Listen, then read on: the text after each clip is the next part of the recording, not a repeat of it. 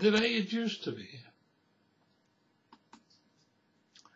The ship, small and old, once she had been the biggest cargo ship in the world. She creaked and sighed when taking on the swells yet again.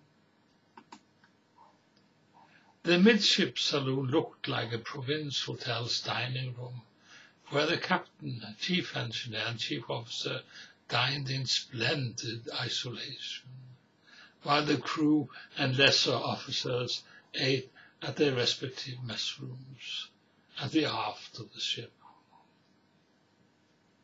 On the starboard saloon's wall, a picture of the owner with his family sitting in the lush garden. On the port side wall, a print of the green Chinese lady, a print I have seen aboard many ships and also in dockside hotels. The ship's engine often broke down.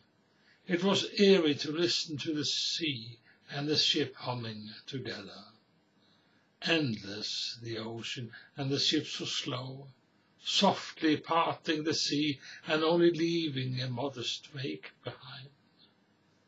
The stillness, we whispered as not to disturb the demons, while waiting for the engine to fill the ship with a sound that lulled us into dreams about the next port or call.